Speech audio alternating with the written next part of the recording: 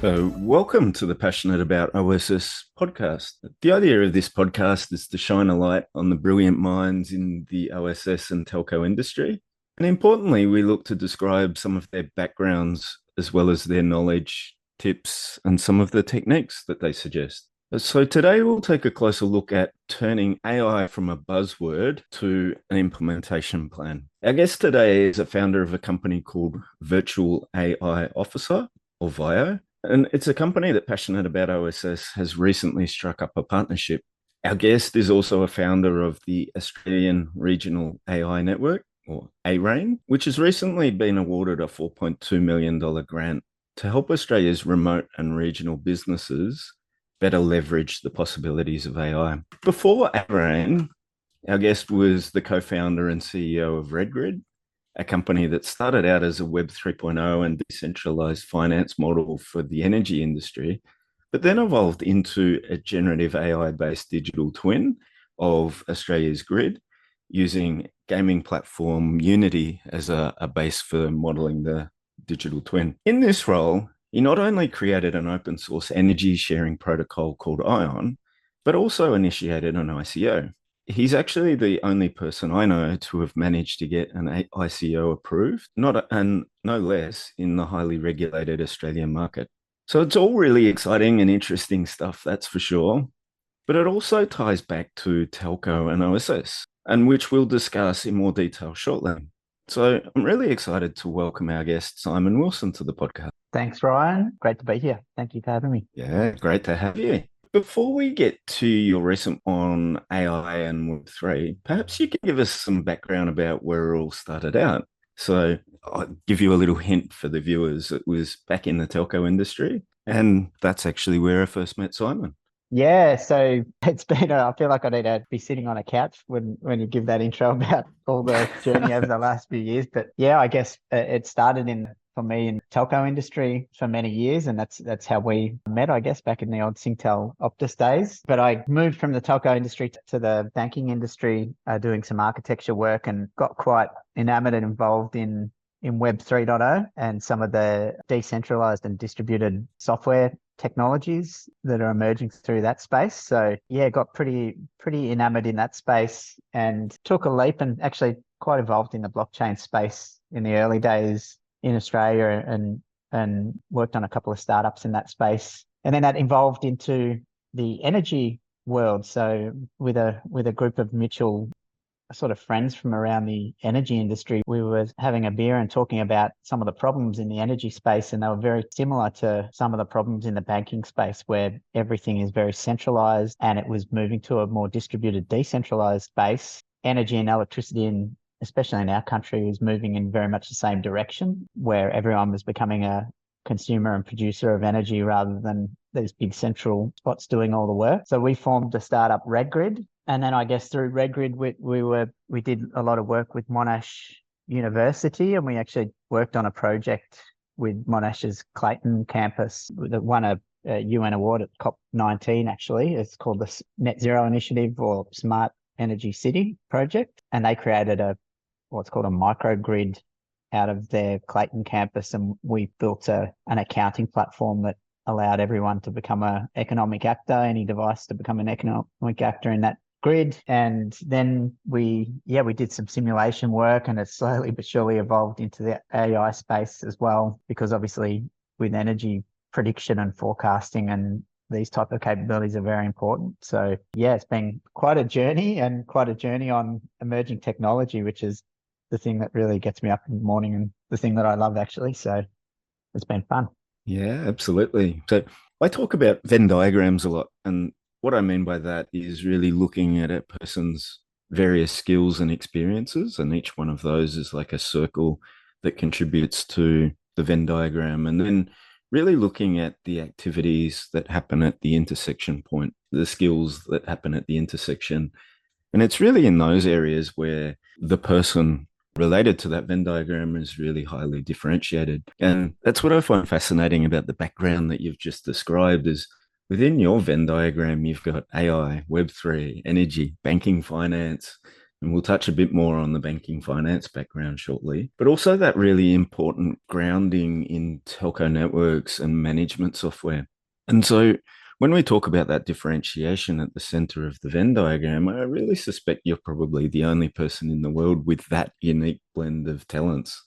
And I think that's really why it makes you the perfect person to partner with, passionate about OSS, about that next evolution, really, of OSS with AI, or AI infused OSS, and the possibilities of using AI and looking beyond just not just the generative AI that is really catching everyone's attention, but all of the other variants of AI that have been around and often in use by the telco industry for many years. And so I guess I'd love to get back a little bit further into those telco origins and what really led you into those early roles in unified comms. Oh, gee. So I guess back when I started in the tech side, I was very much on the networking side initially, and that was sort of how that was where I arrived in the technology industry. I had my first job at a place called Netstar in Melbourne, but I've always been really interested and intrigued about sort of new and emerging technologies,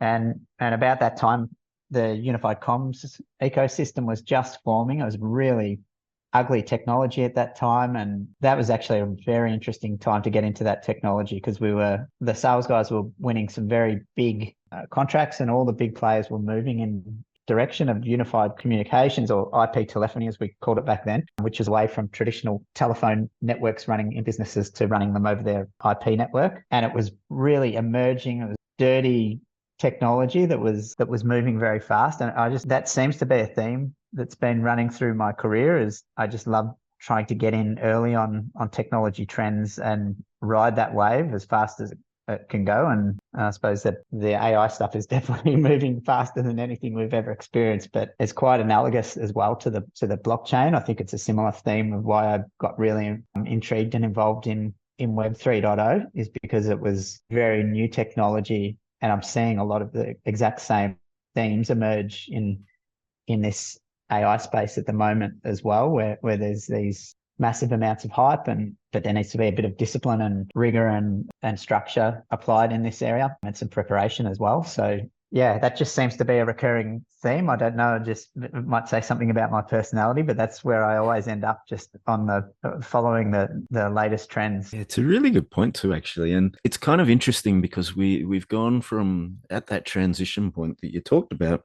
We basically went from the PABXs that all of the businesses had back then to unified comms. And unified comms is probably more along the lines of the world of OSS because it involves network, it involves compute, network management software, all of these pieces. So I guess it's a lot more software centric version of the old PABXs. So that's why I feel like you've got such a great grounding in the world of OSS as well, without being as passionate about OSS as I am, but certainly have that awareness of software and network management in a telco space. Well, yeah, I do love that space, the OSS space as well, because it, like, particularly with the unified comms stuff and the IP tel space in the early days, these emerging technologies just reinforced the requirement to be really very solid and disciplined in these areas. Like with the IP telephony space, it was very much like quality of service on the network, and having these different colors of information flowing across your network became a real urgent and fast emerging need for all these businesses that were managing basically networks with emails running across them, and some pretty non-volatile traffic heading across their network, to all of a sudden running calls between the business and their customers, and phone calls are a whole new different level of priority. So it really sort of shook the foundations, and a lot of businesses were not quite prepared for that, and that was that was very much part of that early evolution, and you see it again and again with all these sort of technologies. I feel the same thing with this AI space as well. Yeah, really good point. Really good point. And I guess from the telco space, the next jump you made, and actually what we'll do is maybe we'll loop back around because while you were still at Optus and while we met, you were the first person, yourself and another enterprise architect at Optus were the first to introduce me to blockchain. And so I think we'll come back to that thread shortly. But I'm really interested in that jump across to the dark side. So you went from the world of telco that I guess I've fallen in love with over my career and went across to banking, one of Australia's biggest banks, actually. So, yeah, what caused you to arrive at that shift? Was blockchain a piece of that puzzle? Probably not at that stage. So it was really actually a curiosity that sort of took me into the banking space, because the primary gig that I had in the telco space at that time was as a vendor and provider for the banks. So that was ANZ at the time, and sort of lived that life of being from the provider side for a few years. And I was curious I wouldn't mind trying life from the customer side actually, and The grass was greener. see how things go on that side, just to learn a different perspective on implementing new technology. And so I tried that for a while, but I guess there was maybe a little bit of a hint of the blockchain, and there's always a bit of a hobby interest of mine, the sort of decentralized finance and some of these more philosophical things that Web 3.0 and the blockchain OGs were sort of preaching. So that sort of moved me a little bit as well, but it was primarily just to see what the world looked like from the customer side, having been on the provider side for my whole career prior to that. And it was definitely an interesting perspective. Yeah, that makes a lot of sense. So tell me a little bit more about what the differences were. So big telco, big banking, both big and bureaucratic, highly regulated type of industries, and you were working with technology from both sides of the fence. Yeah, what were the differences? How did it differ from the world of telco? I feel like on the telco side, from my point of view, it was very easy I often got frustrated about the pace at which things moved, or why decisions were made in a certain direction from the banks with respect to us being the provider. But then moving on to the other side of the fence on the customer side, I sort of learned to appreciate there's a lot of things that you don't appreciate when you've got a partial view of what's happening over there. So there was probably just all the rigor that goes, and all the layers of decision, layers that go into a decision with regard to technology, and then also the preparations and planning and those type of things as well, and future proofing as well. I think that's a thing that maybe I didn't appreciate so well when I was on the provider side. You think this is a no-brainer, you should be employing this technology, but you don't appreciate all the moving parts that go behind that, or whether that's going to disrupt some other technology, or whether it's going to be a sound investment for the long term for them, and those type of things. So that's certainly something that was a big eye opener, and I don't think you can really. It's hard to appreciate that without actually sort of having the sleeves rolled up and getting in the trenches on that side of the fence. So I was pleased I tried that. Yeah, that's fantastic. And interestingly enough, so we were on that project together on the provider side before you made the jump. And some of those frustrations, I guess, I felt at that time were the trigger of founding Passionate About OSS first as a blog. So part of the origin story is actually from that era as well. So when you were over in the banking industry too, I guess you were looking at it from the technology perspective. But if I recall correctly, back as you got deeper into that time there, working with the bank, you also did get involved in some of the more Web3 initiatives and taking them on the journey of this new world of decentralized finance and blockchain models. Yeah, so it sort of all spawned in when I took the role there. It was actually more of a fun lunchtime thing. So I actually started a little lunch social group in the bank around the blockchain lunch group. And initially it was a few people meeting from various parts of the bank. And by the time I left, probably in about 12 months, there was about a little over 100 members of that group. And we were Wow. having pretty big lunchtime groupings, and it sort of gathered its own steam and gathered its own pace. So I started doing a bit of lobbying around the bank. They were doing a few pilots and that sort of stuff, and they called me into those. I was able to get involved in those pilots. And then I did some work with the payments team, and we started basically building a practice around blockchain within the bank. And it gathered its own momentum and gathered its own pace. So it was an exciting time, but it was a difficult slog trying to get them to formalize it, I guess. And that was sort of what partially why I took the jump out into the startup world. But yeah, it was interesting to see a conservative organization, a 120-year-old conservative organization, just getting rocked and getting this organic groundswell of people interested and talking about this stuff and trying to, in some ways, fight it, push the tide back in or try and embrace it. It was really interesting sort of experiment with a big conservative org. Yeah, and I guess overlaid to that too is the regulatory regimes that go around that Exactly. managing all of the Australian banks, for that matter as well, and obviously risk averse because it's such a pillar of the Australian economy that I guess challenging the status quo would have been really fascinating, but also really, really challenging.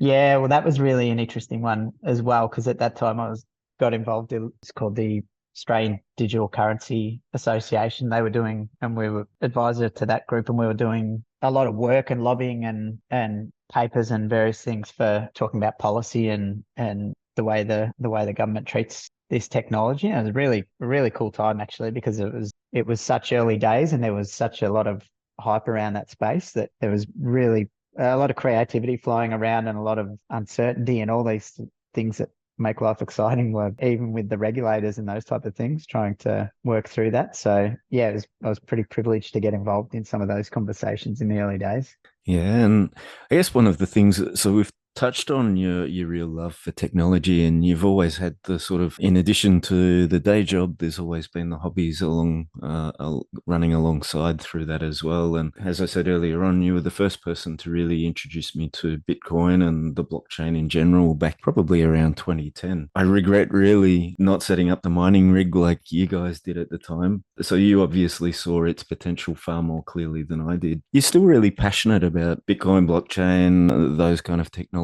15 years later, or you've also, it's still a thread that's running through this, or you've now moved on to, well, it's still bleeding edge, but additional bleeding edge technologies? I'm still definitely passionate about that space, and I think it represents some really amazing potential, especially with like in the finance space, the democratization of value, I suppose, rather than everything having to flow through a middle. That I think that's a really exciting sort of, as I say, like, yeah, more a social impact of some of that technology. But I also love just the technical side of blockchain and some of these decentralized and distributed software techniques to be able to create agreements and transactions between distributed and decentralized things. I think that's something pretty extraordinary that we haven't fully tapped in the technology industry properly. We use it a lot, but it's probably not tapped as well as it could be. So I'm definitely passionate about that space. I think with the whole crypto bros and the blockchain space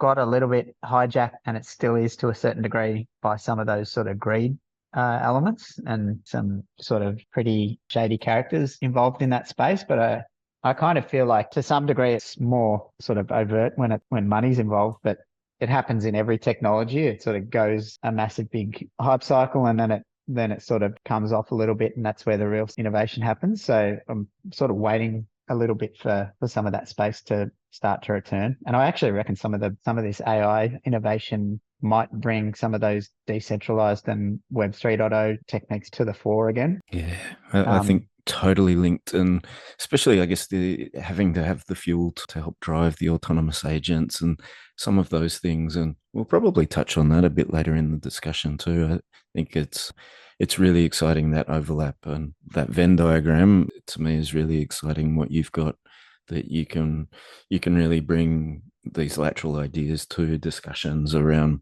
yeah, what does AI, where can AI go in terms of adding value to businesses, approaching the autonomous agents, and how we go about that. But we might get into that a little bit later. But I guess also just the blockchain. So was it through some of those initiatives in at the bank that you also became aware of the possibilities of holochain, which was, I guess, a segue into what you did and what you built at Redgrid? Was Yeah. holochain kind of something that you were already aware of, or that only came after you'd already founded Redgrid and tried to figure out what the problems were that are worth solving with Redgrid?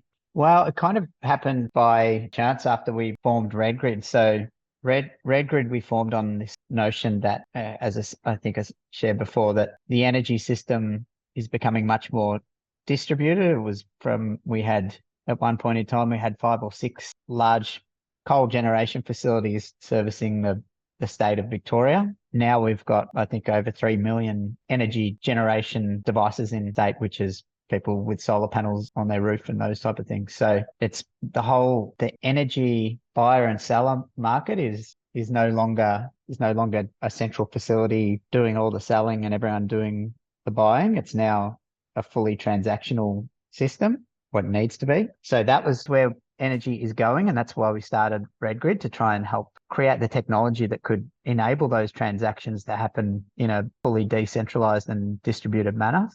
So that was why we formed the company. Blockchain is an interesting technology for helping to achieve some of that.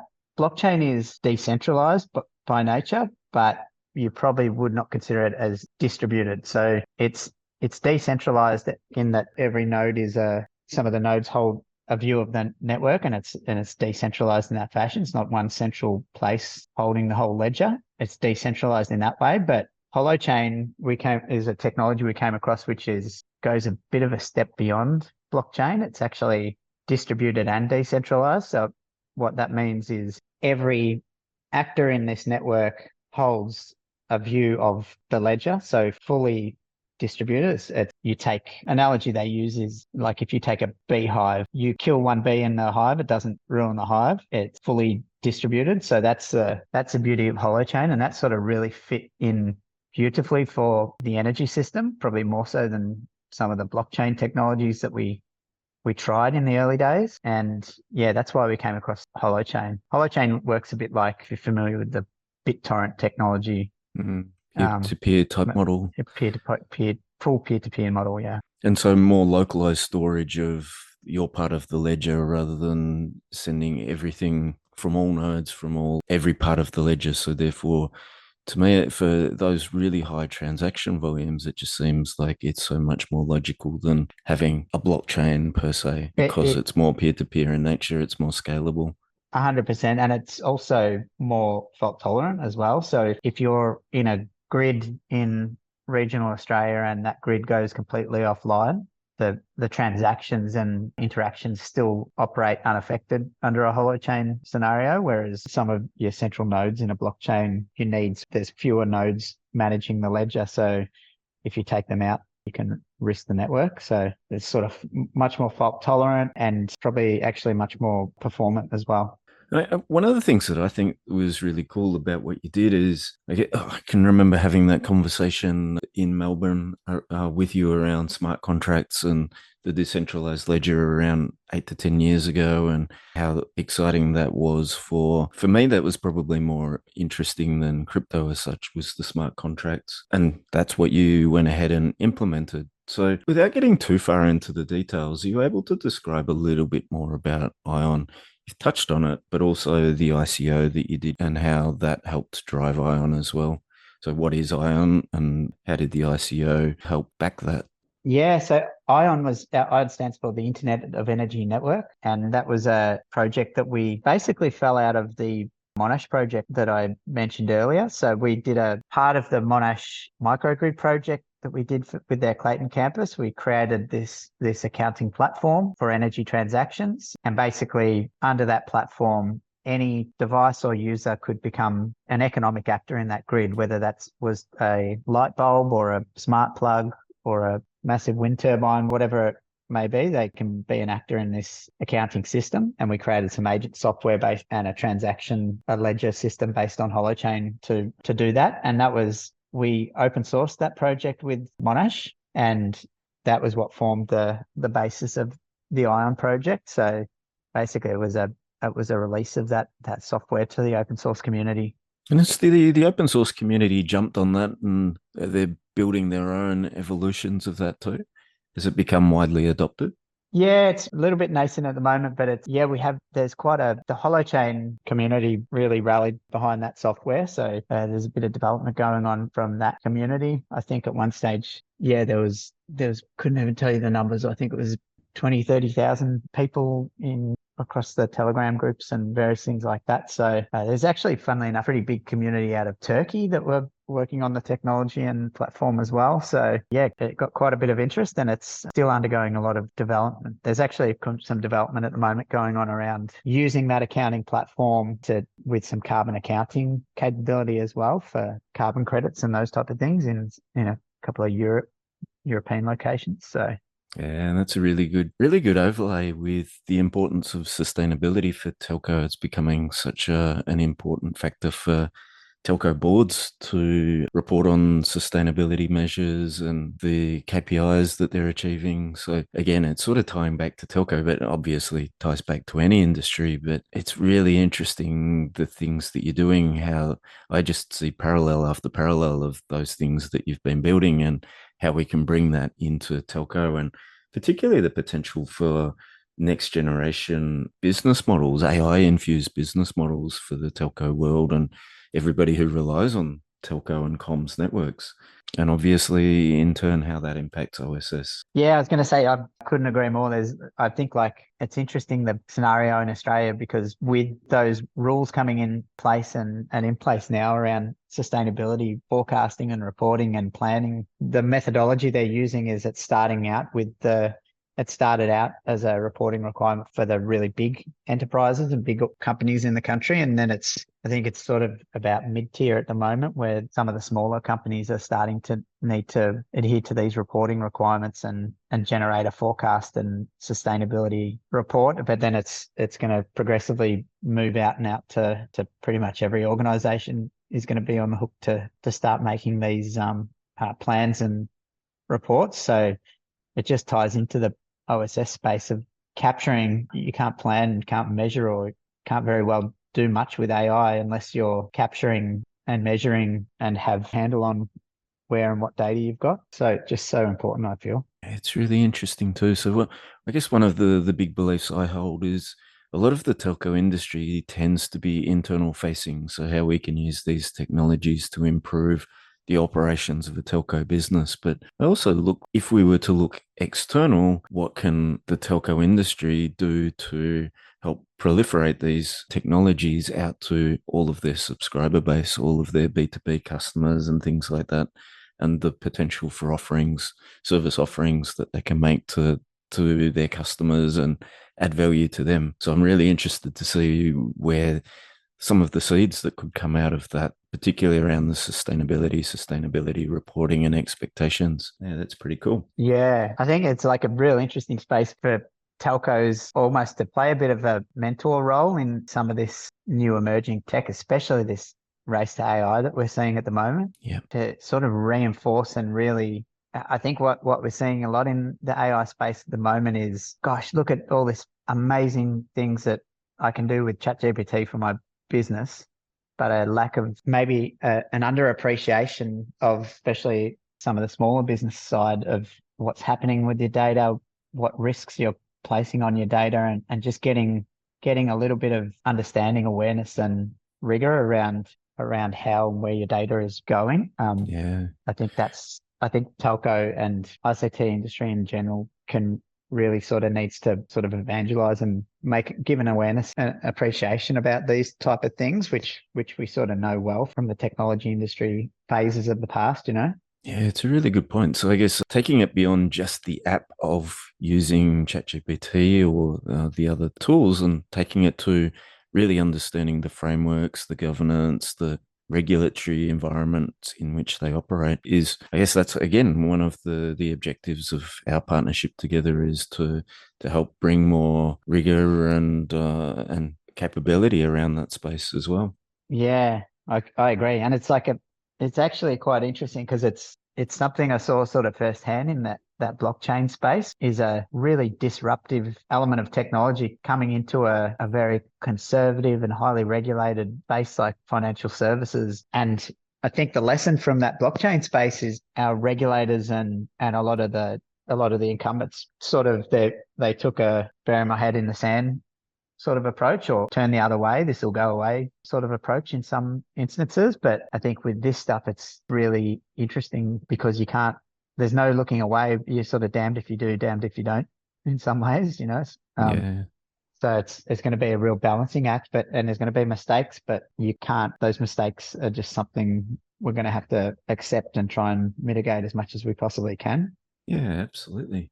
And one of the interesting things, and feeling it more and more through this conversation too, is almost the waves of technology that you've added, almost the layers of that Venn diagram that are coming through. And so during that journey of RedGrid, you did a number of really interesting things. But can you touch on a little bit about where you first came in touch with AI type technologies and which of the projects within RedGrid that really triggered the use of AI? Yeah, so there's a bit of a few twists and turns involved, but as I say, we started our journey with the accounting system, which turned into the an open source transactive energy accounting platform, basically.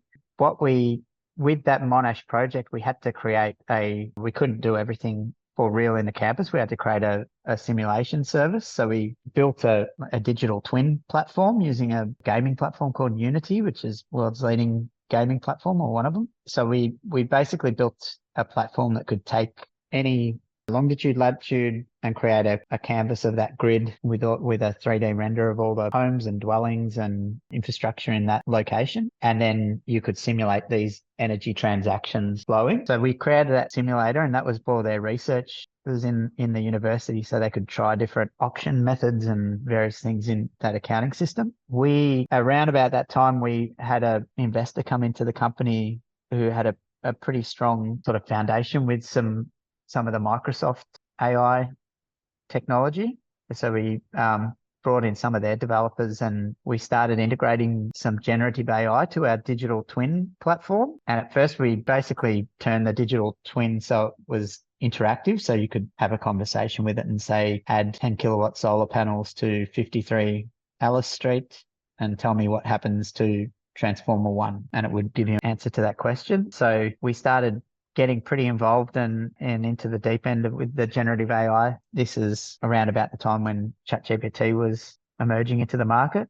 So we had a lot of playtime, especially with the Microsoft stack in that place. And we started to see some of the capability and potential, especially with agentic AI stuff in just broader business and for every business, and even for our own business with our developer team and that sort of stuff as well. So that was sort of where we got very involved in it, and that's sort of what brought us to where we are today. And even before we get into that next step, what's really fascinating about that story is the topology of an energy network is probably not dissimilar to the topology of a telco network. So having that topology awareness and then all of the transactions that run across. So think of it like whether it's a router is a node, whether a substation is a node. In telco, we've got the arcs between them or the connections between them. Maybe it's a fiber cable or wireless or something like that, versus you've got the conductors between the substations or the nodes in an electrical network.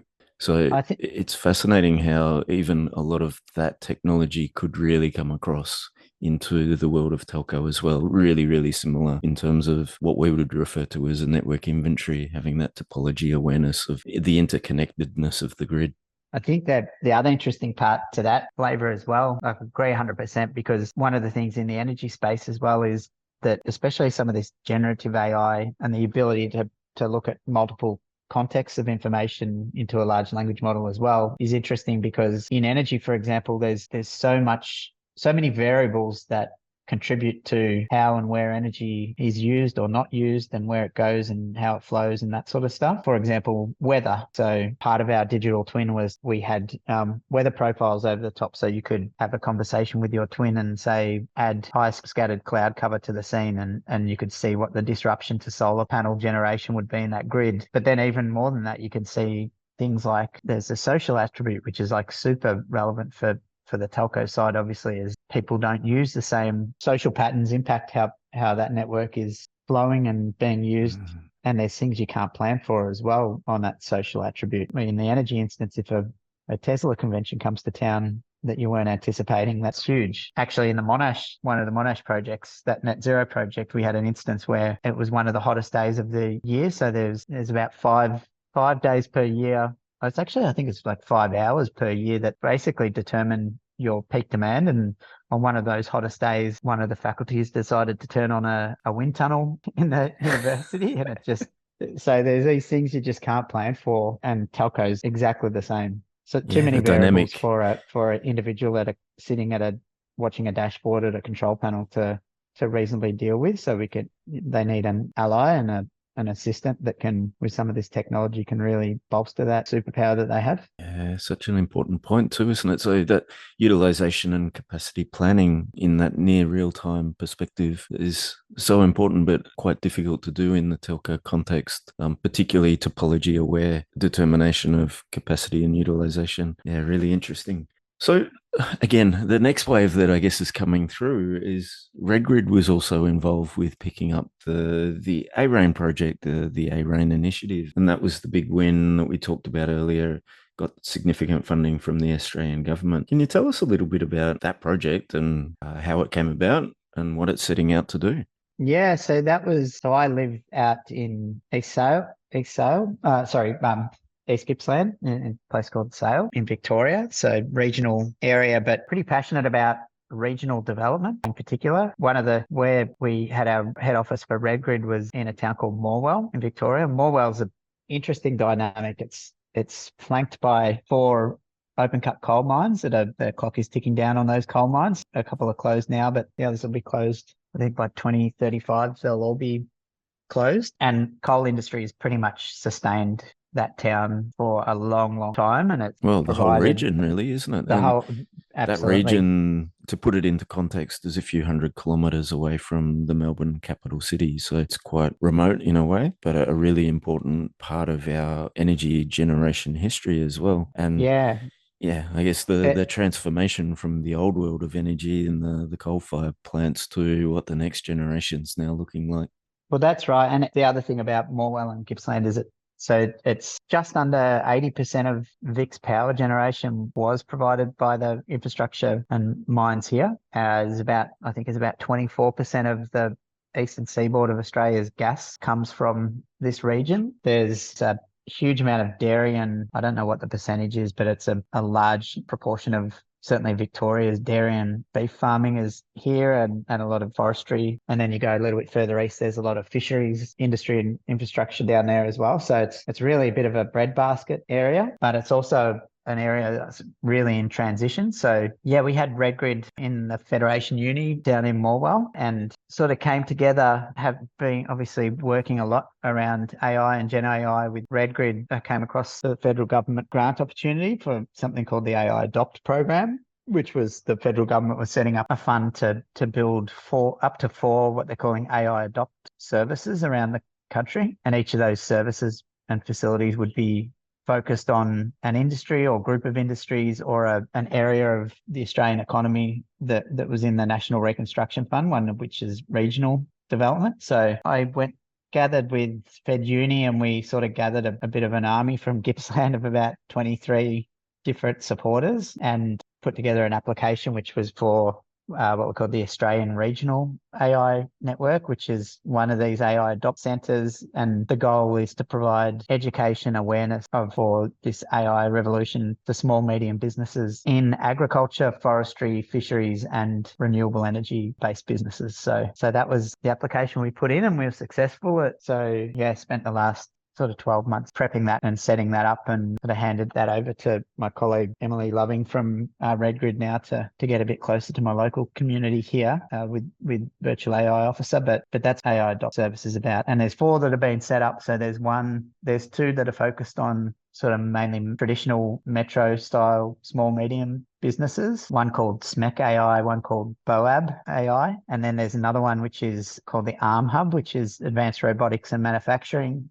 based businesses. So they're looking at AI for those type entities. And then there's us, which has the scope of regional Australia to support adoption. So I guess the really impressive part about that too is that was a really sought after grant. And for you to pick it up, despite going from the energy industry and all of the capabilities you developed there to a quite divergent industry, but having won that was clearly on the back of a lot of the AI skills that you already had and then being able to teach others how to use it and take that to the small and medium businesses of regional Australia to help them show them how to leverage AI into their businesses. So it's a pretty prestigious win, really. Yeah, thanks, Nat. I'm pretty proud of that one. I think it was there's like I personally love that, and not the David and Goliath battle is probably not the right way to say it, Yeah. but the just chatting and engaging with these small businesses and finding out their pain points and talking about the problems they face, and then trying to come up with creative ways that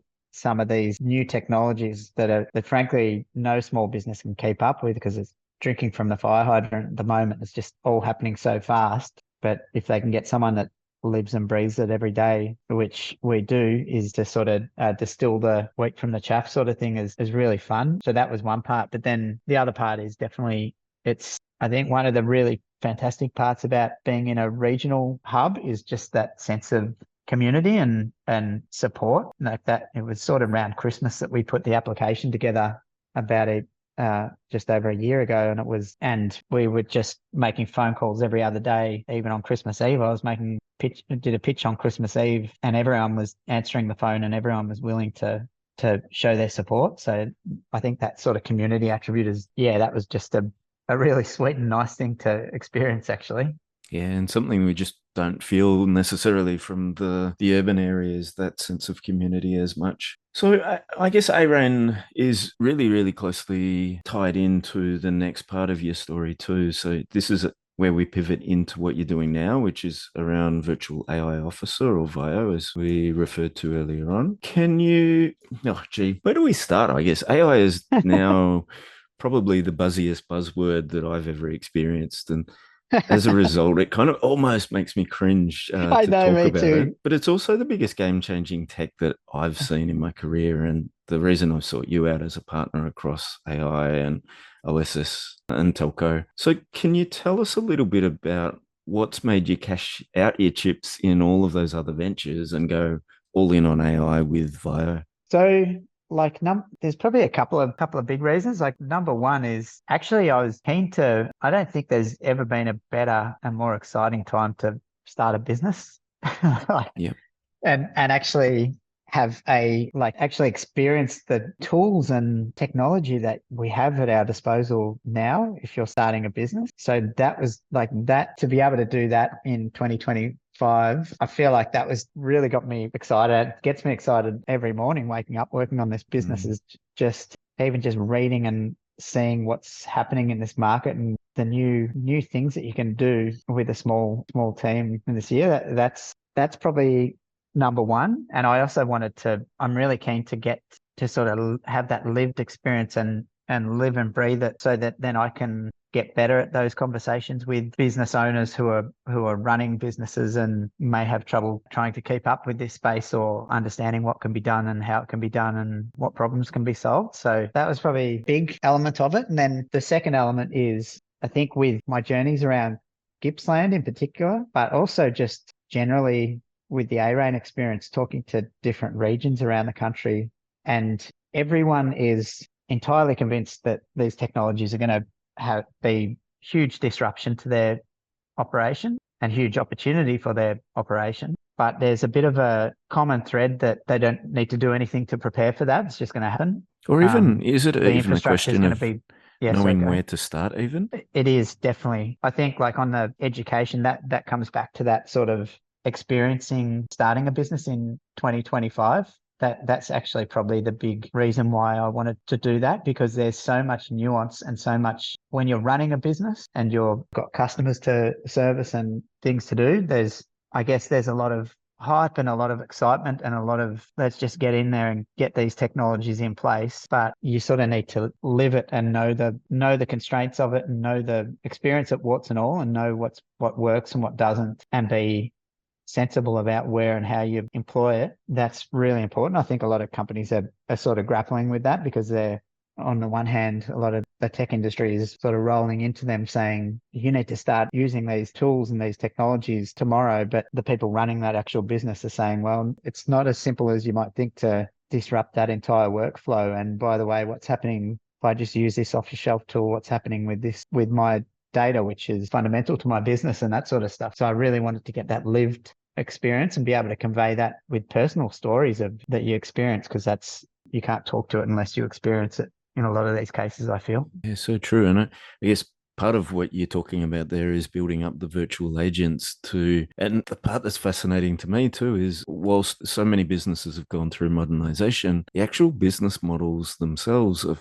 many of these businesses are still industrial age business models with, that it's a complete paradigm shift to what you're now working on in terms of building up a business using the modern technologies and the possibilities of DAOs and virtual agents and all of these other things that we can potentially roll in and do things so vastly different than the way they've always been done. It is, yeah. And there's such an element of, like you mentioned about where do I start? That's almost 10 out of 10 question that I get asked. And the interesting thing about this technology and this sort of shift we're going on, especially with these sort of orchestrated agent systems and these conversational bot setups that we're seeing, it's actually a social element to it as well. You can't just go in there guns are blazing and replace an entire workflow with a widget and technology piece. And that's never worked in technology, but time and time again, technologists, we try and do it the same. If we think it's fantastic, we just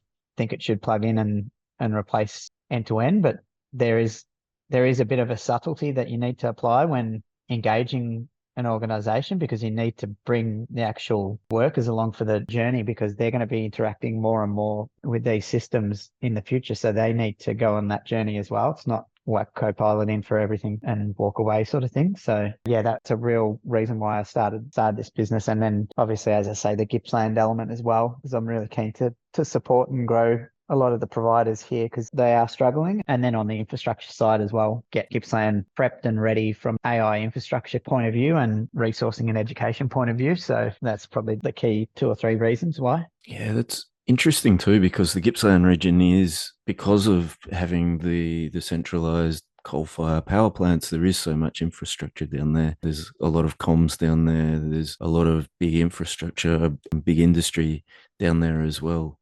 So it's kind of quite interesting location, despite being remote and regional. It's still got so much infrastructure to potentially build upon. So I guess when you're talking about that infrastructure, you're talking a bit about more of an edge type DC away from the central DCs of urban Melbourne.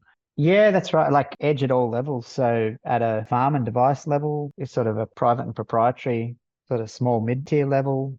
And then at a big level as well, there's infrastructure at all those layers that need to be in place from an AI perspective to really exploit some of the opportunities that it brings. And I think, yeah, Gippy is a really powerful melting pot for that, because you mentioned there's the big industries. There is the old coal, but it's also there's the government's awarded the first offshore wind precinct. So there's about $10 billion worth of projects that are commencing with offshore wind at the moment, mainly centered around Latrobe Valley in Gippsland. There's a big project called the Marinus Link, which is a big energy transmission line that's going to Tasmania, which is another sort of, I think it's $10 billion project as well that's commencing. And then there's, I think, some of the biggest opportunity for some of this AI innovation that we're seeing. Like right now, all the disruption is happening a lot with those sort of admin, back office, repeatable, routine tasks, like text-based, file-based, and those type of elements of business. But I think when we start to see some of the more visual, these different contexts coming in and those type of things a little bit more powerful, it's really got an opportunity to really bring some opportunity, especially to farmers and some of those operators in the field, you know. So we'll kind of come back to the Venn diagrams again. So you're right at the center of data centers, energy, comms networks, and AI. Again, there's just going to be a few people, and the fact that you're at the melting pot, as you called it, around Gippsland, fascinating that you've got that overlap that probably nobody else in Australia would have the kind of overlaps you do. So I think it's a pivotal part of what you're offering. And so we've talked a little bit about the why. Maybe tell us a little bit about what does VAIO do? What are the problems you're solving? You've touched on some of them in answering the why, but maybe talk to us about what you're actually offering to the market. Yeah, so basically at the moment, the real need is guidance for businesses around how to navigate and how to exploit some of the advantages around AI. So the main service I'm doing is consulting with businesses, helping them define their strategy, helping them define a policy, helping them bake AI into their responsible AI into their governance structure, because part of they've sort of been pretty closely involved with the group called the National AI Centre, who have a responsible AI framework and define and refine a lot of the policy direction that's happening in this space. So really from a consulting point of view, that's where I'm focused as a business, and coming in, and we, just like the name says, we provide a virtual chief AI officer for a business looking to looking for opportunities. And that also includes providing education as well, and guiding that sort of social attribute of learning and developing some skills on the board around this stuff within your business, so you can find opportunities. So that's the main bit of the business, and also doing quite a bit of work with a government and council point of view around defining a strategy for this technology and the infrastructure for this technology within our region. So that's another attribute.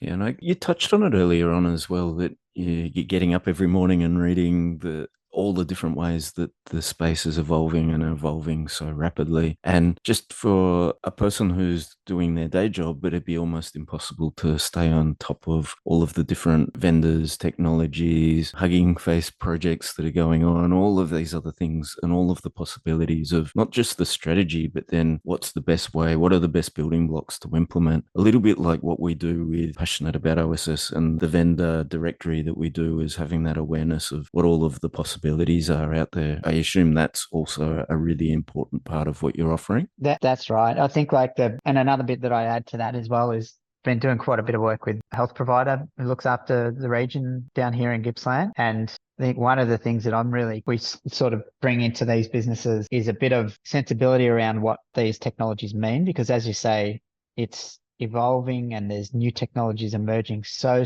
fast every day. It's impossible to keep up with. You could read a million articles a day on what's happening, and new products and new features and new services and capabilities. And a lot of these businesses, like in the health stuff I mentioned, it's a very easy option to say, great, we can solve this problem with this, but there needs to be just a little bit of at least a couple of breaths to say, all right, but what is the implication? And is my data ready? Are these things exposed? Just a little bit of a balancing act. I think applying a little bit of policy and governance at a top level in a business, and getting that education framework ready within your business, so your staff and people can be aware of everything is not with rose-colored glasses. You need to take a little bit of a skeptical eye sometimes. That getting those policies and that rigor in place is going to be so important for businesses, because that pace of innovation and change is only getting quicker and the volume's getting more. So you need to position yourself for that. So that's kind of a big part of the service that Virtual AI Officer is providing. Yeah, and I see the real parallels with the vendor selection service that we offer as well, is that generally, well, all of the customers actually know their own businesses really well. They know what they want to try and achieve, but they haven't necessarily always gone through the process themselves. And so there's that guidance, and like you said, that chief AI officer, that strategy role to guide and handhold and go step by step through all of the different decisions that go into taking it from, okay, we want to invest in AI, or we want to make these changes in the business, through to all the way through to actually implementing the best fit or the best option that you can for each of those businesses. I see a lot of parallels actually. Yeah, it's interesting. Like there was a story with one of the conversations. I had a conversation with a small business in, where were they? Tweed Heads, and it was a small childcare operator actually, and the manager there was telling me that they had a staff member, was almost bragging about it, that they'd put a stop to using ChatGPT because they had a staff member that was using it they do notes on the children, or observation notes on the children. And the staff member was using ChatGPT for that, which is not good, because can't do that with child's data. But digging under the rug of that use case was the person in question was a Chinese native speaker, and she was using ChatGPT to write her observation notes, summarize them, and then translate them into English and into a format. And the manager was saying the actual quality of the output was better than any of the other staff who were native English speakers. But this staff member got donged on the head because she was doing the wrong thing, and she was doing the wrong thing. But I think the lesson in that for me was that there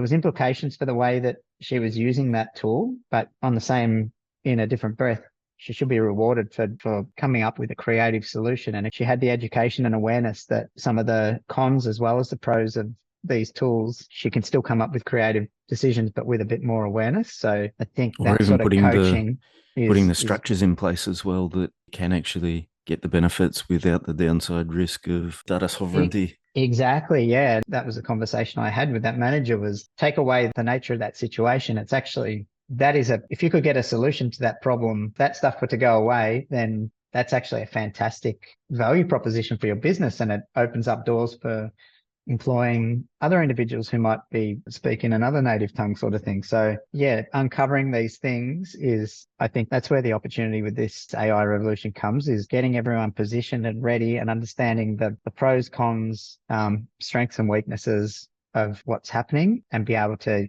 their creativity is what's going to implement those game-changing use cases, not ones that we as technologists can deliver to them. It's going to be their own creativity that moves them forward. Yeah, in conjunction with what's the best tech stack to also support that, to give the Correct. protections, to reduce the risks, etc. Yes. Yeah. So, changing tack just a little bit, in an earlier podcast that we did with George Glass of TM Forum, he talked about riding the waves of investment, and AI seems to be one of the biggest waves yet. The telco industry knows AI is going to be transformational, but doesn't always necessarily know exactly how they will implement yet. They know they need to invest, but the first step of the journey is to identify exactly what to invest in. Just recently, there's been some news that one of Australia's biggest telcos has signed a $700 million contract with a consulting firm to help them identify the path forward with AI tech. We've seen a similar pattern happen with the federal government awarding the ARAIN, or the AI Adopt program that led to ARAIN, and awarding the multi-million-dollar contract for helping small to medium business. Does it feel like that to you, that the AI industry is still so nascent that clients are really still in that stage of seeking guidance on where to even start? Yes, is a short answer. Definitely everyone's sort of swimming around a little bit, working out where to start. I think that's where, as I say, with Virtual AI Officer, the main service that's getting all our business at the moment is preparatory and structuring type activity, getting your policies defined, and then starting to find those low-hanging fruit, high-impact use cases you can start to pilot and test with. So it's very much in that sort of searching phase, I believe. But I think as an industry, we very much need to get our position set from where these disruptive use cases are going to come from, and from a infrastructure and education point of view. And that's why I sort of rabbit on about the regional and rural element of the world, because I think with technologies of the past, it's been, I think with AI, the technology bit can be learnt. It's the gold is going to come from lived experience. And that's where I think like some of these regional areas and investing in the regions from an infrastructure and education point of view is going to really be set this country up for success if we go down that path, because we have, like in Gippsland, there's kids everywhere who have got parents that have been dairy farmers for 50, 60 years. They know everything there is to know about that particular trade, and every problem and every opportunity, and what's real and what's not. Even, I guess, If their you have local that, microclimates and their particular plot of land, and how to actually farm it. Generational knowledge there. exactly. And you dovetail that with a little bit of technology education, and with some of this technology, it sort of automates and democratizes a lot of that. That's really game changing stuff. And that's stuff that Australia has, that a lot of just by our geography, that a lot of is going to be a situation with the rest of the world, but we have a unique and front running perspective to it. So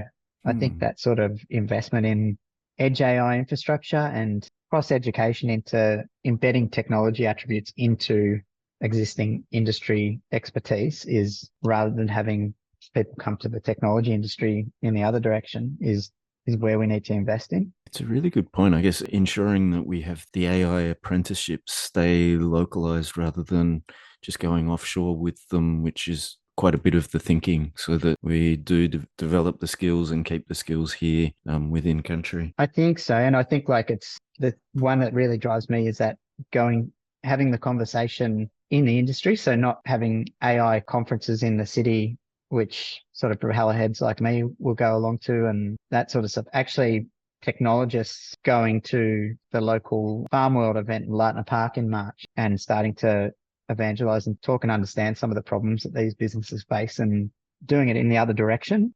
I think that's really super, super important. Yeah.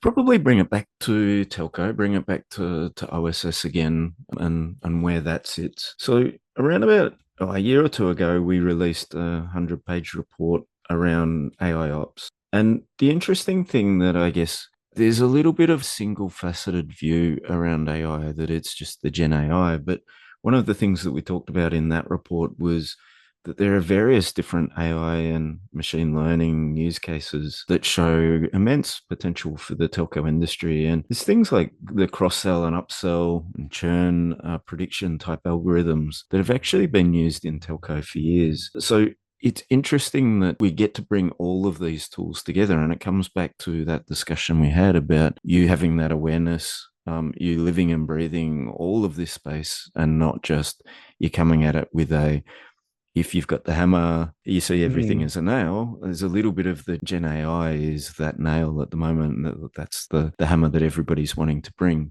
Can you tell us a little bit more about, just where those other pieces might fit as well, and some of the thoughts you've got in terms of where that can be brought into strategies and the advisory services that you're offering as well? So from a OSS? Yeah, OSS, point of view? particularly telco. Well, I think like it sort of comes back to that positioning piece and that searching piece in this AI space. There's a lot of talk and noise going around about the sexy AI technologies but I think the information and data that flows around a business, how and where it flows, measuring and understanding what's going on with data and communications and interactions within your business, having a really clear and well understood view of the processes and flows within your business. These technologies are only going to be as useful if those things are well understood in a business. It sort of follows the line up of how much you can exploit the advantage of this technology is going to be based on how well you have an understanding and awareness of those structures within and flows within your business. So I think like getting your ducks aligned and getting your house in order from that side of the fence, it couldn't be more important it's actually in some ways more important than the technology play for how to use this technology.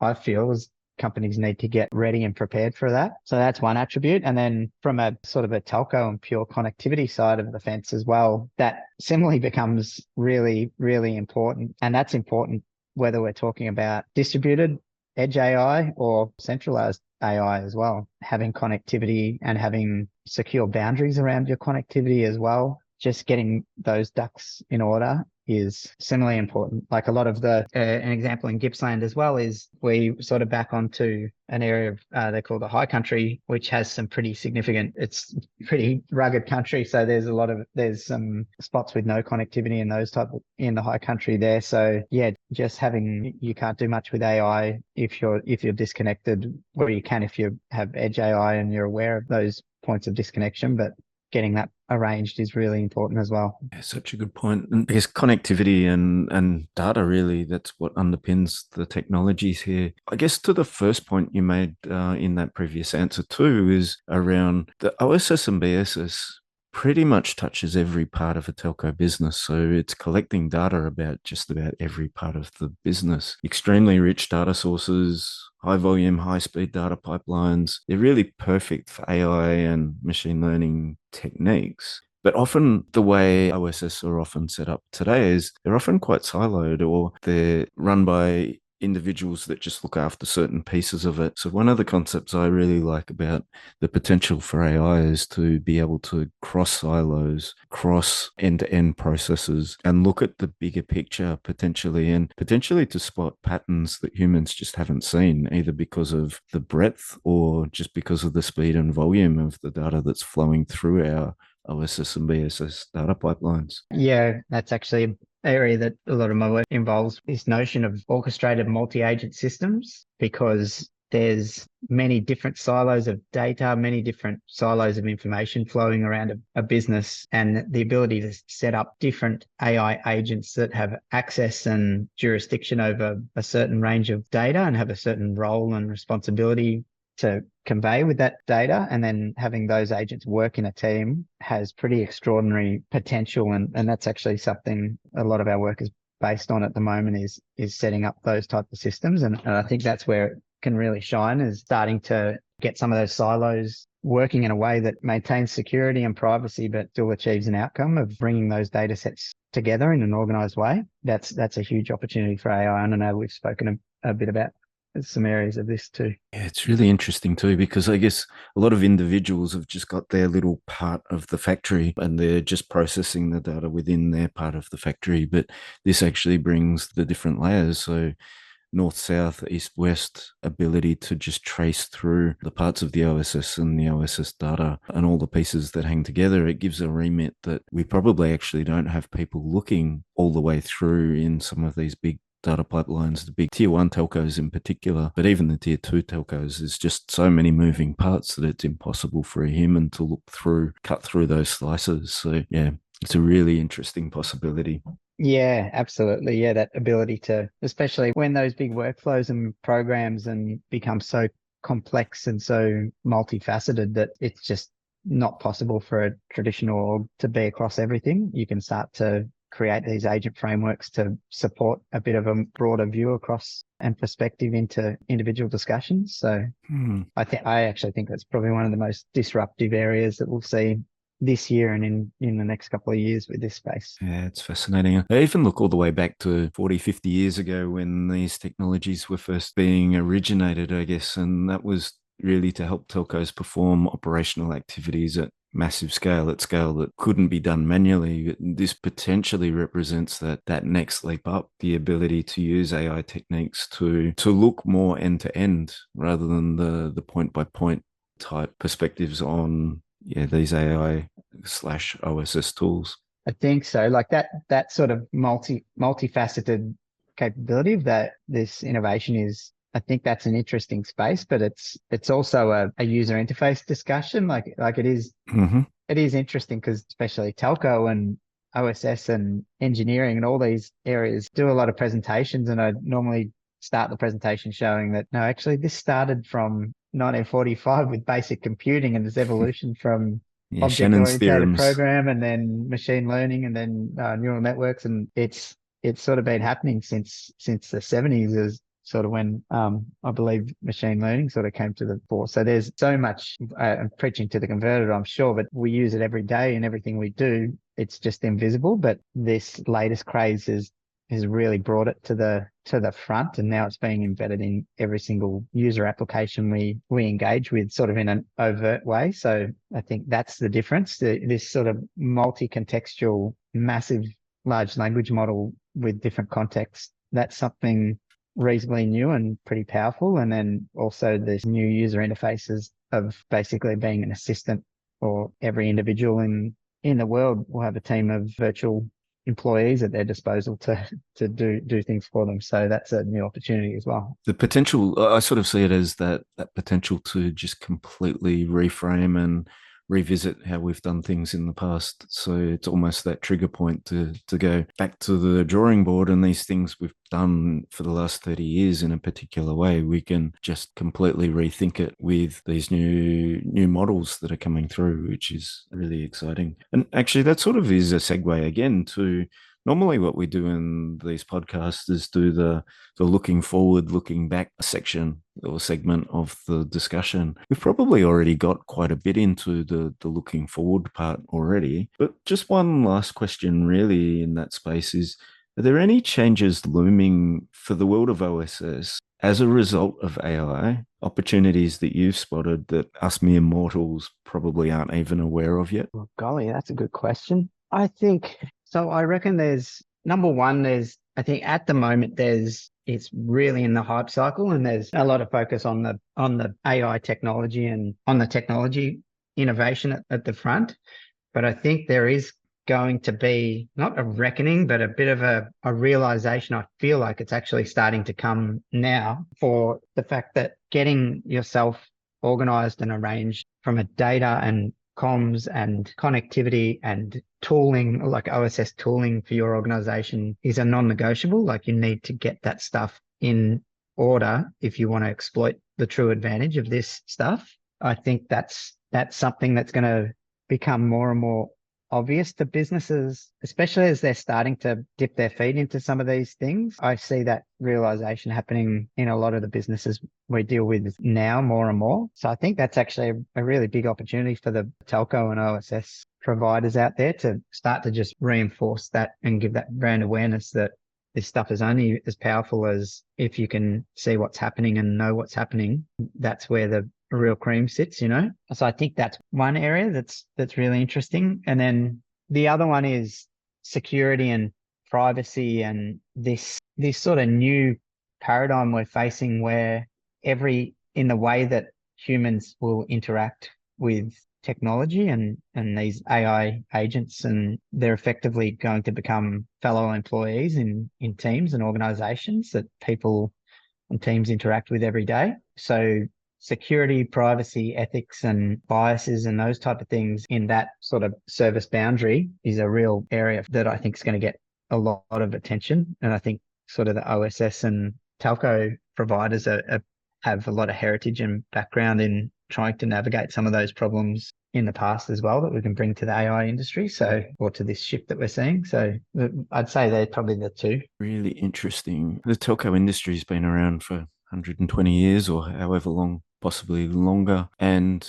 therefore it's really an industrial age business model. This is now, and the industrial age business model, I guess, is built around the ability to access and coordinate resources, so particularly human resources and capital and things like that. I feel like this next generation and the possibility around this is also around the ability to coordinate knowledge and information. And that's again where OSS has got a real strong point. It's already got a lot of the data, but now it's, what do we do with that data? How do we learn from it? How do we build almost iterative knowledge around it and build the agents that facilitate that? It's one of the reasons why I think a lot of the work that you're doing around those agentic sort of models and agentic organization structures are really quite interesting. Again, that ability to do a reframe and think about, what does the telco AI generation not org chart, but organization structure look like, business model look like? Yes, I think that's going to be that's a big question. I think that's for every business actually, is what that's going to look like. I think the other way to phrase that question is, what does an org chart look like where every one of your team is manager of X amount of, has 20 AI agent employees at their disposal to do their task? What does that look like for a business? If you've got a team of 5 people and all of a sudden you can say, all right, Fred, now you've got 100 agent employees at your disposal. How does that, at a business level, how does that change your opportunity, I guess? Yeah. I think that no one knows the answer to that. And that's where I reckon this sort of education and getting your company ready, prepared and educated on the opportunities and threats and those type of things around this is like so important, because Fred, once he understands the technology, is the best placed one to answer that question. Yeah, and just the flexibility of having that too. So I see parallels with the advent of electricity. It was an amazing changer for industry, but then it was still decades before people invented televisions and then computers and all the other things that have followed. So it was an enabler, but we didn't figure out the changes, the full extent of the changes, the full extent of the possibilities, often for decades later. And so I feel like we're in that state again, that there's this massive enabler that's really growing and growing, but new things are going to be popping up, new ways of thinking, new ways of setting up the business structures, technologies. It's all going to change. And so the ability to really adapt quickly to those new possibilities is important. Yeah, agility is going to be key, because exactly like you said, even with the iPad and these type of things, who foresaw their app store coming? And now it's the common language everyone understands. But just being ready for that pace is going to be so important. Yeah. So I guess one last question. Have you got any other pearls of wisdom or any other questions that I should have asked you, but I haven't yet? No, I don't think so. This has been quite cool. It's fun having these conversations, but yeah, I don't think there's nothing else from me. Just as I say, I think it's a really exciting time, and I think there's a real, almost, I'm going to say, bit of an obligation for IT people who've been through some of these shifts and phases to start to act as a little bit of a mentor role to some of these businesses that are really grappling with it and working out what the hell this means for their operation. I think we as technologists can start to help them get their affairs in order so they can take full advantage. I feel like that positioning piece is really important. So yeah, that's what I'd encourage my peers in IT to be trying to do at the moment, because this is just going to move quicker and quicker. So as always, really, really appreciate your time today, Simon. I love having these conversations with you. Every time we have a chat, it ends up being a half hour becomes 2 hours, and you end up blowing my mind with a lot of the things that you're working on, thinking about, etc. So really appreciate your time as always. Appreciate the time of the guests who've listened in on the conversation as well. Just as a final point, if anybody wants to reach out to you and find out more about what VAIO is doing, about the things that you're doing, where can they get in touch with you? Yeah, please reach out on LinkedIn. So just Simon Wilson on LinkedIn. There's probably 1,000 of us, but that should narrow it down to a needle in a haystack.